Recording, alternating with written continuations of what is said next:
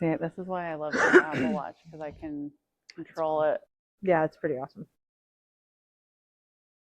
I refuse to wear one though. I know a lot of people that are very anti them. I had one. I got one when they first came out. Yeah. And then I know that it sounds like I'm making it up, but I really think it messed up my wrist. Like these weird little haptic things. Yeah. Constant. I don't need the radiation. I'm out. Yeah. And I'm not like a talker up here on the phone either. So yeah. I also don't walk around in public like that either. Yeah. I just don't talk on the phone in public. Well, this is a dive computer, so I use it when I'm diving. That's pretty. Yeah. That's pretty cool. If I was going to spend the money, because they're so expensive, I might as well have like multi-use out of it. I agree. Yeah. I think it's cool you can dive with it. Yeah. I like it. How you feeling? I knew we were recording. I was saying how you were feeling. How's it looking? Wow. All right. Action. Yes, action. We're running.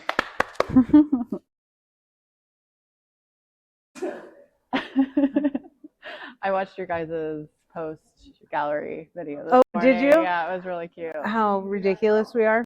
No, it was so good though. I feel like those are his favorites to do the lives. Yeah. I'm very I get a little weird about it. Yeah. Because I always feel so uncomfortable. Yeah. And then I'm gonna mess up. I'm gonna say something silly. I don't want to embarrass myself, so I get a little nervous. But they are fun. We're gonna do a full episode. Him and I, we'll do 1 or 2 full episodes where we just got some stuff to talk about, and then it's not so cheesy, but it is funny. I mean, I guess one of the our artist friends said, "Oh, we look like we're like an old married couple." Because the way we banter. And she said it was like Seinfeld and Elaine. And I started laughing. I was like, that's about how it feels. Yeah. And she goes, it really is a show about nothing. And I was like, thank you. Yes, I think that's right. Yes. Yeah. But anyways, I think people love watching that. They relate to it. The organic. Yeah. Kind of, I guess, the flow in a way. Yeah. Yeah. Thank you for being here. Thank you for having me. I appreciate you. I appreciate you. For people that don't know you, I would describe you as professional photographer, designer, author, and most importantly, Pacific and Maine resident artist. Yes. That's what I would say. That should be number 1 on the resume. Yeah, I love it. Please tell us a little bit about yourself and how you got to be here, because you have quite the story, quite the timeline. Yeah, I do. I run a creative studio called the Design Collective. I think when people ask me what I do, I tend to say photography because it's the most visual and people understand that. But really what I do is storytell through all mediums. And I can only do that because of the layers of my history. And I started 20 years ago in TV production.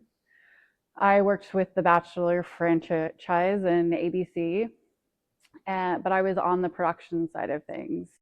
So it was lots of logistics. And what I really learned from it, though, was that I could take the creative and execute it, and how to do that. And I think that is the important part of kind of what I do now, is because my whole business is based on idea to execution. Because a lot of times things get lost in the handoff of, it goes from a strategist to a web designer to a photographer, and you kind of lose the story or the original idea with all the handoff. Mm-hmm. And there's a long story how I ended up there, but essentially that's kind of like what I do. How I ended up at Pacific and Maine was kismet. I was going to the coffee shop next door when they had first opened, and Rodrigo had posted a video that he was there, and and I was like, I looked at his Instagram and I was like, wait, what is this creative space? Like, I was looking for an office space, And I literally reached out to him that same day and was like, do you have anything available? Can I come see it? And he's like, yeah, come by. And so I came by, and I literally was like, I have to work here. I have to. And there was luckily a studio available, and I think I signed the lease like the same day or something. But I really loved the fact that there's other creatives to surround myself with. I think being a photographer, and in my business, I tend to work alone a lot. So, and it can be isolating. So I like the routine of going to an office space and being surrounded by art in particular. I think motivates me as a creative to like continue to get better in my craft. Yeah. I think just always having the creativeness in any of your space, whether it's your home or where you work, like drives you. I think one of the reasons that it works so well here is we have artists, photographers, some entrepreneurs. So it is a plethora of creatives that will contribute to kind of this almost like a living, breathing organism of the space, right? So you have so many different personalities and vibes, but they all have the similar thing they have in common is that they're creatives, and so they are here to. They're usually interested in other people's stories, and maybe you're interested in hearing something they're doing, which then can feed into whatever you could apply it to something maybe. It's a co-working space where really you do get to know really good people, and it's something that you can take home with you or apply to whatever work that you're doing. I think one of the reasons been fascinated by you since we met, you started here, and is it's very rare for people to make their living out of their art. And that's something that I'm constantly not only exploring what that looks like for me, but I'm also consulting with artists and what that looks like for them. As a visual artist, you don't always, you could be alone in your room for, many years and no one will know what you do. Yeah. And you have taken your craft and not only turned it into a way to make a living physically to pay your rent, right? But also you're creating something as well. You have the publication, Established California, and then you also have the diving, and you get to do the things that you want to do as a person and as a creative person, and then both of those things combined will now make you a living in this world.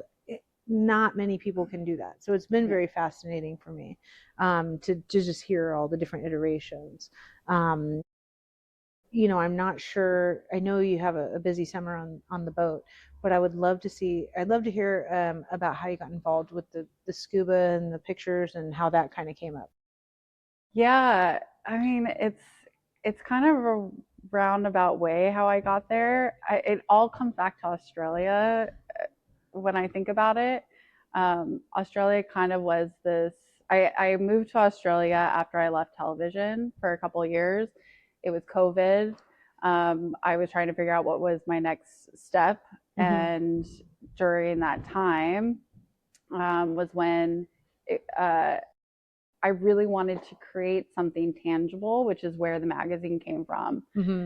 And from that, I quickly realized that the creative couldn't exist without the business, which is when the business came. But then with the business, I was stuck in front of my computer, and I realized that I needed something to keep me grounded in my everyday, which was the ocean. And so I ended up, getting a job on a liveaboard on the Great Barrier Reef. It was just, for me, it was a life experience that I wanted, not necessarily a career choice. And it just made this love for being in the ocean. And so when I moved back to California, I traveled around in a little travel trailer that I had renovated, trying to figure out where I wanted to be home, and kept ending up in Ventura and dove on the Spectre dive boat. And I really wanted to scuba dive more, but it's really expensive. It's an expensive hobby. And so I was like, why don't I just get a job on the boat? And so ended up doing that again as a fun job. And to me, it's the balance of being able to have my business and do that, but also be around people and do something that feeds me in another way and keeps me inspired. Yeah. And it just so happens that, I get really bored, so I have to take photos. And I was given this opportunity to practice all the time on a boat where I didn't have to pay to go out there and just hone my craft, because I think the most important thing when you're an artist is to practice and like do the thing you love. Yeah. And you only get better by making the mistakes. Right. And so, and Spectre is giving me the opportunity to work a lot with the city. I've worked a lot with Visit Ventura and the harbor. I have my photos like blown up along the windows in the harbor, which is really cool. It's very cool, yeah. And but it all like kind of comes back to Australia, where I worked on a dive boat, not knowing what I was going to do with my life. I mean, it's something that obviously is so important. You're continuing, you're doing it again this summer, so it's going to be something you'll probably maintain for years to come. I feel, how do you, I know that I feel like I don't want to say you're a wandering spirit, because that's not really what it is. I am. I wear it proudly. Because but I don't want to make that sound like it's aloof or, you're, because I feel like you're focused. You have these projects in your mind, and then, you'll travel to do them. And then the what you're producing out of those different trips, and, now turning it into like established California, I feel like your love for traveling all kind of comes back, and you're able to harness it and put it in this beautiful publication that is it's very hard to do. He has a background in printing. I've printed books before. It's not easy to make it look nice and something that people will be waiting for the next issue. But also it's a great record of what you're doing as well, and it's hard to hit all of those notes at once. And I feel like you've done that. Where do you see that going? Like, what are your plans to continue? Thank you. That's really nice to hear. I agree. I think people are really looking to build places of community and be involved in something.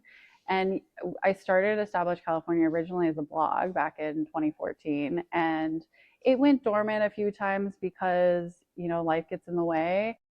I think now what's underneath it all is, the Established California has two meanings: established in California, but also carrying it with you. It's a state of mind. And I've always been someone who likes to share when I discover something really cool, a person, a place. And the magazine gave me an opportunity to showcase people and their stories, whether that's in a photojournalism way or in the art way. And it was really a passion project, but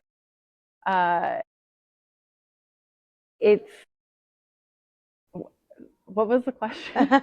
Sorry, I started going off on this thing. I was saying you obviously have the success with Established California. So where do you see it going, or where do you feel like you want to take it? Yeah, I'm not quite sure where I want to take it. Mm-hmm.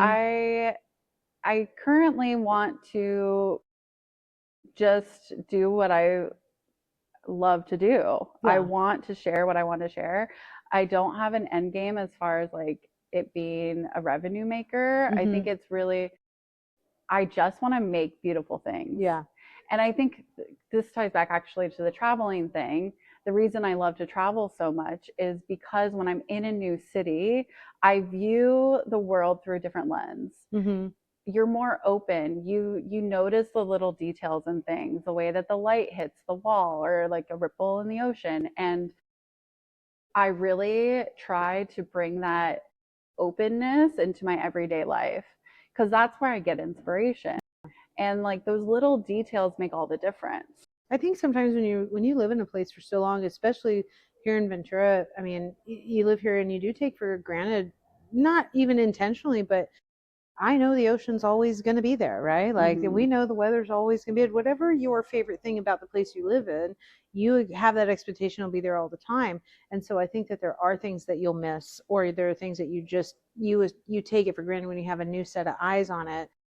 Wow, it's amazing. Or did you know this? Did you know that? And that could really be carried with you anywhere you go. If you live in a place, sometimes things get a little bit, you get too familiar with them that you forget how wonderful they are. And I mean, I feel like that is kind of the point of traveling too, is just to have the new experiences and be able to take those and hopefully, if you're creative, turn them into something that other people will enjoy as well. Well, and establish California, because really it's like no matter where you call home, there's a couple layers to this. Like, I really believe that you carry home within you. And so to me, California is home, and it's a way of life, it's a state of mind. And I really think that no matter where you are, you can have a California life. And I think that resonates with people. Either you're attracted to California because you want to live here, or you grew up here.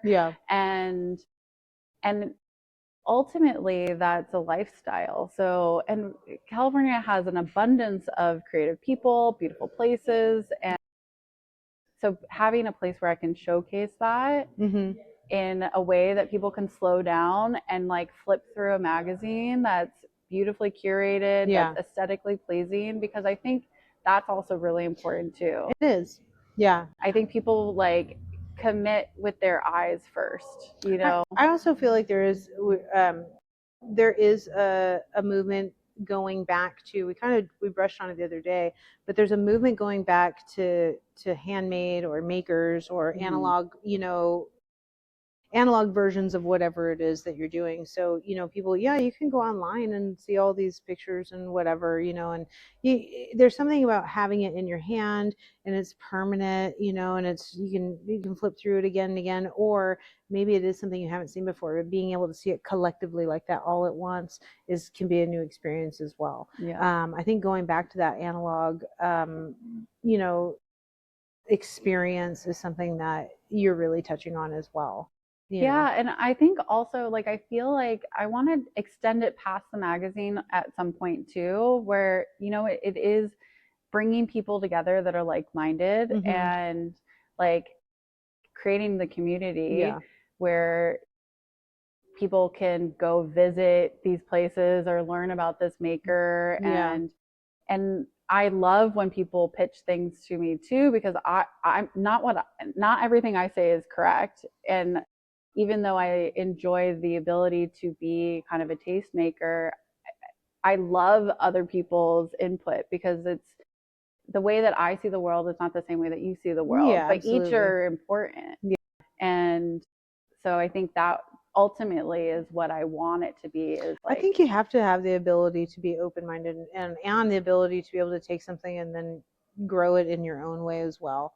Like I said when we started, it's very rare for an artist to be able to make a living full-time doing what they're doing, and you can always be the one-hit wonder and sell the same thing over and over again. But many of us, you have to evolve and change and be accepted, accept other ideas, and then you can apply them to what you do or make them your own.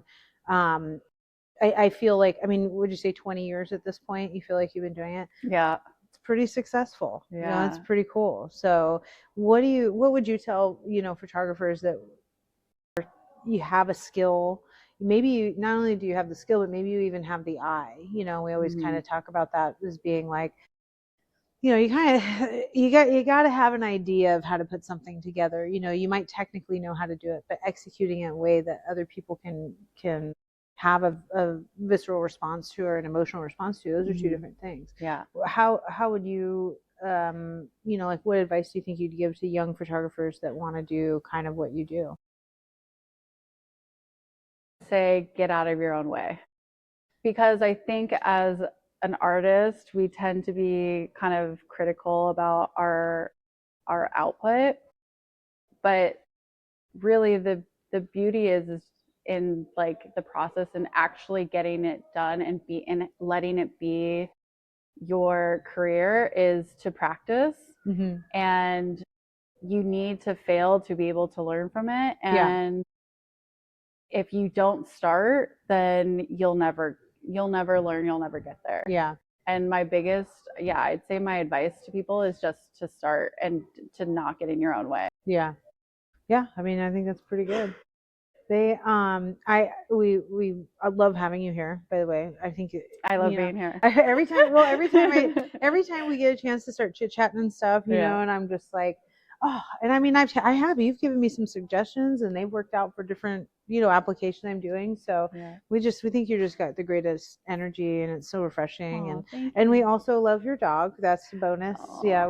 We call him Sunny D, but his name's Sundance. He's the best coworker someone can have. He just sleeps on my couch all day. It's the best. Absolutely. Yeah. I know that, as a resident artist, it's a little bit different.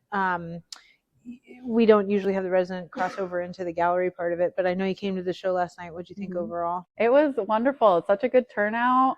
It was really exciting to kind of like meet everybody who I hadn't like met before and see them. And it was my first one that I had been to. So yeah. I didn't realize that. For some reason I was like, that's right, you are usually not available. Like, I'm usually out of town traveling for work. Yeah. So the fact that I was in town was exciting. Yeah. And I brought a friend with me. We like it was great. Good. I'm glad you had a good time. It's always I was hoping there'd be a few more resident artists open, but it was a holiday weekend, so it was fine. But we had you. Yeah. There were some familiar faces that I saw from some of the other studios. Yeah, there was a few, just not as many as normal, which usually happens. It's just holiday. Yeah. But I did love having you. Thank you so much. Do you have anything that you like want to promote or that you want to talk about that we haven't? I don't think I have anything currently that I'm working on. I will be having issue 3 of Established California. I'm holding myself accountable to that. So okay, good. That will be something this year. I will have the 3rd issue out, which I'm very excited about. And the first one was mostly Australia. Yeah. And then the second one was movement. So each one is themed, either a place, a feeling, or like a destination, or I guess a destination is a place. But so issue 3 is going to be themed rooted. It's kind of the return back to California, even though it's a California named magazine. Yeah. I haven't actually produced one in California. So this will be kind of a coming back home. And to me, rooted felt really natural for me for that to be the next theme, because it's going to touch on like how to find home kind of anywhere, some local businesses here in Ventura, and because I think Ventura is like a hidden gem that a lot of people miss, and I would love to share that with more people. I'm excited to see what comes of it. A lot of times I might have a vision, but then like the beauty of like letting it unfold and seeing how it actually like transitions and becomes its own thing is really beautiful. So I'm excited to see where it ends up. But I will have issue 3 this year, and I think the next gallery opening, I want to like open my studio, let people come in. That'll be a good one because it'll be our about anniversary time. So that'll be a really good one. Yeah. I know that we've talked about, I'm very fascinated by the underwater work because it's something I would never do. I would never attempt to do that. I would not get on the boat to do that. I would not breathe through a straw to do that. That's not happening for me. So even though it's not for me, I'm so fascinated by people who can do it. You're willing to put your life on the line, in my opinion, to go into the water with the creatures and then snap their photos. What's one of your favorite things to shoot when you're underwater? I like to follow the animals, but also the light. I think there's like this beautiful thing that happens when like oxygen and the water molecules hit together and you see the bubbles kind of going up, and then you have light rays coming through, and like you hear the crackling from the like sea urchins, so like it has a very distinct sound, and it's also the only time that I allow myself to be fully present. Yeah. Because I'm not answering emails, I'm not on my phone, I'm literally just completely in the moment, focusing on my breath and observing and looking around me. And like, I don't have to talk to anybody. But so that's like my favorite. And like the kelp forest is amazing. I love swimming through it, watching it. I mean, I don't know exactly where you're diving, but I'm assuming it's Channel Islands. Yeah. The Channel Islands. We did a boat to Channel Islands. It's incredible out there. I mean, it truly is its own little ecosystem and its own little world, and it's really fascinating. So I'm excited for someone like you to do the work to show what's happening underneath, because I'm not getting in it. But it's beautiful. It is. It's beautiful, and it's right here off of our coast. It is a national park. They call it like the Galapagos of North America because of the biodiversity that's there. Yeah. And one of the things that I really love is the opportunity to showcase that to people and hopefully inspire them to go experience it themselves. Yeah. But yeah, it's great. Well, I'm looking forward to see what the work you produce. If especially if you're going to open up and see everything. What animals have you shot under there?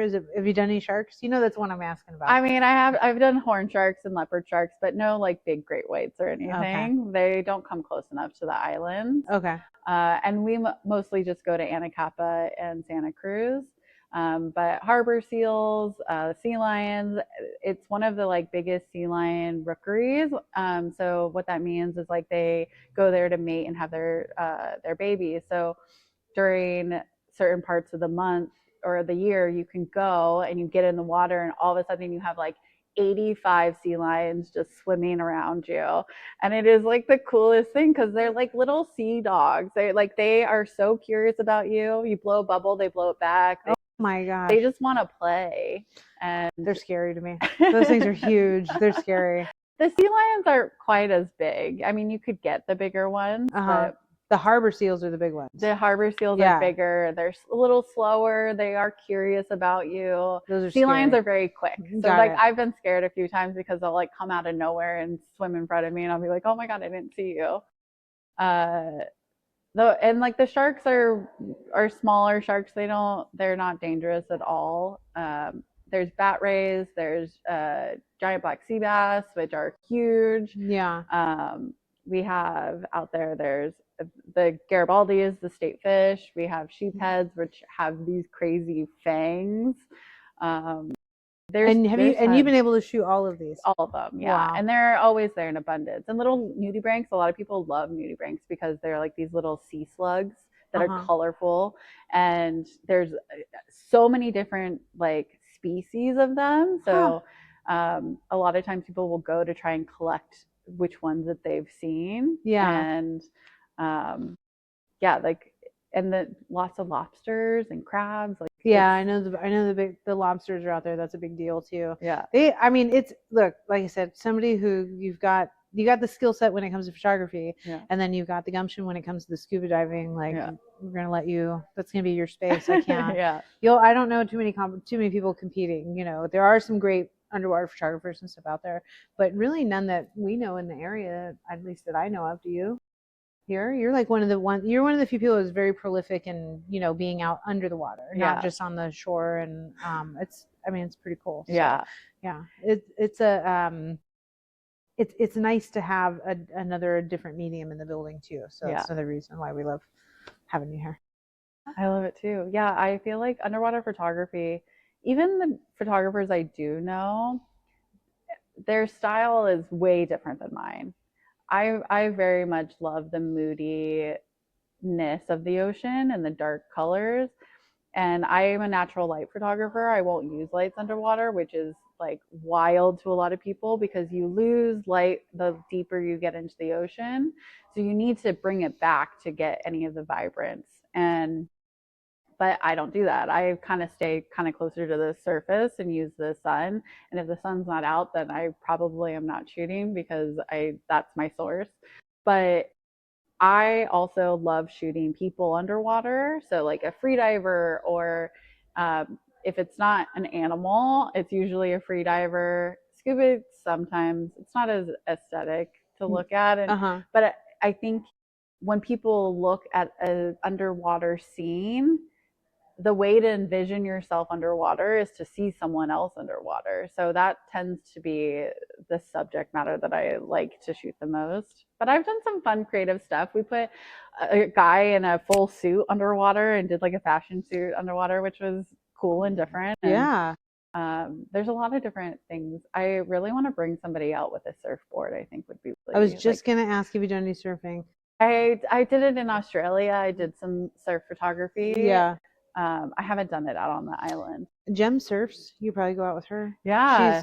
Her and her husband both, they're both, he taught her how to surf. Yeah. So now she's out on the water, but that might be kind of fun to do. Yeah. You know, they're both creative, I'm sure, but I know she's creative, obviously, as a resident artist too. So she might be down for it. Yeah. Yeah. I tend to I'll go down to Ventura, the beach, and just throw my drone up and try and get some surfers at sunset is always really nice. And yeah, I feel like we live in such a beautiful place that it's like there's an abundance of like really cool things to shoot. And I do think that one of the difference for me, my photography style is very editorial. So it's not just, I have a really hard time just picking one photo when I'm going through any of the work that I'm doing. I need, I edit in series. So it's only as strong as the collection of the series. Right. And you kind of need it all to tell the story, and it goes back to the storytelling. And I think I realized recently that's kind of what my attraction to shooting a lot more video has been lately, because it's the moving image and people connect to that a little bit more, and it's a little easier to tell a story when you have more avenues to do it. Yeah, and like you said, that's really what drives you, you know, is being able to tell a complete story. So that's not always accomplished in a single image, you know, especially for you, you know, and then what you gravitate towards. So, I think, a collection would be wonderful. It's obvious that you know how to put together. I'd love to see like a group, you know, of images. Somebody as somebody who obviously does visual art, like that's what I'm always, you know, I want to gravitate towards a collection if I can, you know. So I think you'll be able to do it though. I'm confident. I'm confident you'll execute it no matter what. So I think for where I start with any of my clients is I find the story, because every brand has a story. And you know, whether they're going through their brand build or their brand discovery and they're defining their story, or they've already done it and they need someone that can help speak it to the public, because I think that's where a lot of people, especially companies, fall short, is they have this good idea, but they don't know how to communicate it correctly to their audience. And so I start all of my projects with, well, what do you want to say, and what's the best way to say that? We talked about that too, or that everything is so very story driven, specifically, and it's becoming, people are realizing that, you know, on a truly everything from independent to professional to corporate scale, everybody has to have the about page, right? Or everyone has to have a story. And if it's not relatable and it doesn't feel organic, it's a turn off, and people understand, you know. So they really, I think it's a way for people. It's becoming, I want to say, more popular, because I feel like I've always known it with art, but I think in the professional side of things, it's becoming more known that you have to have that, because people, it's their way of connecting with you, even though we're all relying upon this, you know, technology. And sure, you can throw a website up and okay, it's done, but they're going to choose the people that they can connect with the most, or company they can connect with the most, or you know, to keep them around or have them be returning. Right. I mean, ultimately, you want them to become part of your team. And you can't do that if they're not invested in your brand. Exactly. Yeah, exactly. And they won't trust you without you being true to whatever story you're telling too. You can't just make up the story and then not follow through on it. Yeah. I find with the brands that I work with, if you have an interesting story to tell, I'm all in. Yeah.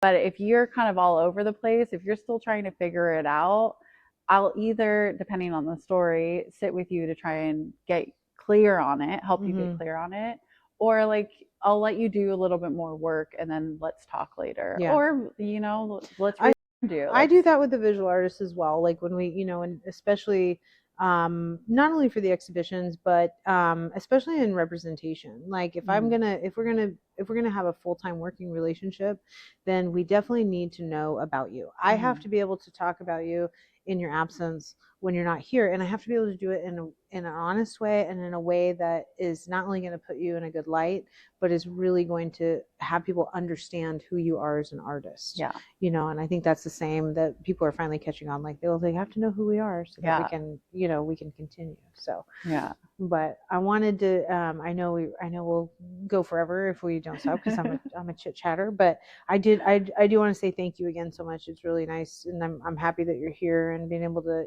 Even the last time I was here, being able to spend a little time. It's always nice getting to know somebody new. So thank you so much. Yeah, thank you. I think that might be about it. Do we have any questions from the P Gallery over there? We do. I've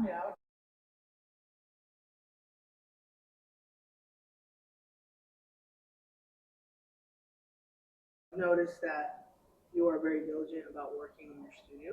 Yeah. And so from somebody that sees all kinds of different people running studios, tell me about like how you're very disciplined about working in your studio and like having that separation of like living space. Yeah, to me it's really important. I used to work at home, but I realized that I would get distracted really easily.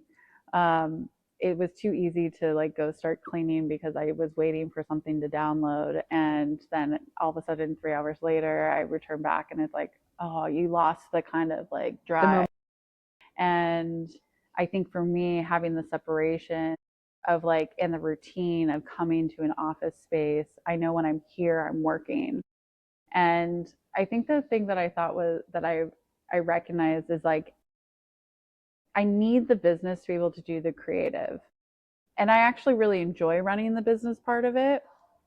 But now I have like a space to do it. And now if I need to meet with clients, they can come to my office. We don't have to like meet at a coffee shop. And I also think I think people don't really understand what goes into executing like a creative concept sometimes. And every day, like I have no typical day. I might like sit down at my computer and I'm editing photos, or I'm doing video work, or I'm working on a website. Yeah. But what it all starts with is like sitting down and brainstorming the creative.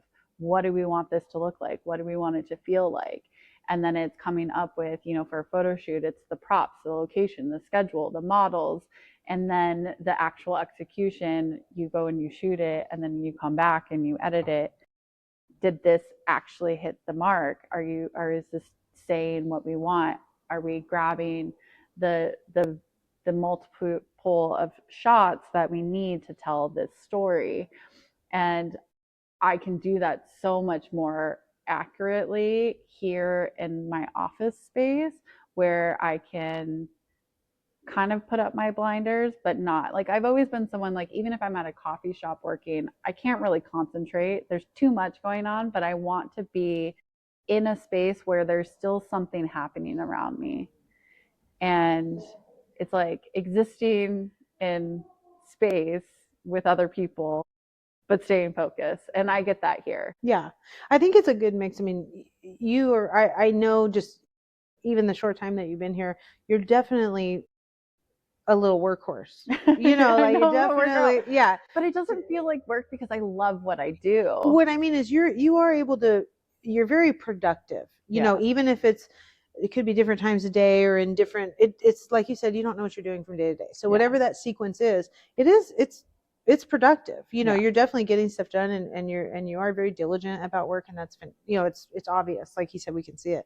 I think that what you're describing is something I also enjoy, which is I like the water cooler action. Yeah. You know, like I want to be able to go to the office and then do what I need to do and not be bothered. But every once in a while, I just need to get out and feel the coffee and have a conversation that makes me like realize I'm not in this little, you know, box and glued to the screen. And, you know, it's resting your eyes and it's flapping your jaw for about 15 minutes and then you can go right back to work. Exactly. You know, and I think that's what the space provides as well.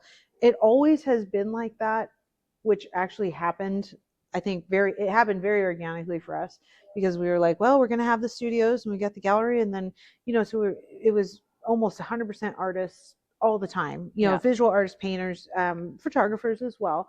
And, but we would just have these nights.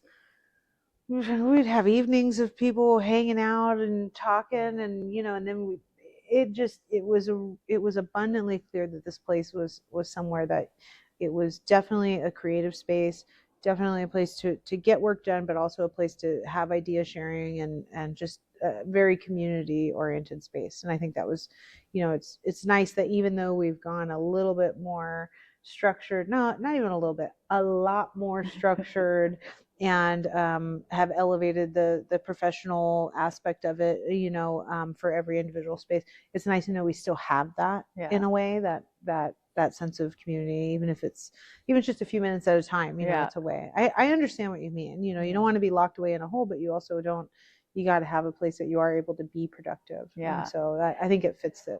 I think one of the things that helps me too is like, because I'm on the ground floor, kind of near the front where I'm hearing the action, like when Rodrigo was building out the co-working space for the new co-working space, being able to like pop in here and he asked my opinion about something or how we're going to lay something out. Like it was a mental break because I was taking a break from my business stuff and I got to redirect it in another creative way. And like it was a welcome distraction. And then they'd be like, well, you can go back to it. And I'm like, no, I don't want to, you know, like, and now we have this beautiful co-working space. It's so nice. It's just, I love the space so much. And we have our podcasting studio. Yep. Sorry, podcasting nook. Yeah. Sorry, get it right. Don't say studio, nook. Excuse me. Well, we'll just keep chit chatting again. I know. This is what I love doing though. I see you guys over here and I was like, can I come hang out? We can always hang out. Yeah, we don't mind. Thank you again. I really appreciate you. And then we'll definitely try to plan something for the anniversary and get your curtain open and your studio open too. Yeah, I'd love to show off your work. It'd be really cool. I would love to. Yeah. It's a little unnerving for me, to be honest, just because I've always kind of not let myself take spotlight on things. But well, the good news is you know someone that can help you with the visuals and how to lay everything out. So don't be nervous. Yeah, there's help. Help is here. I know. Yeah, that's another reason why I love being around here. Yeah. Well, thank you very much. Thank you for having me. My social media, yes, at Lindsay Vacek is my Instagram. Mm-hmm.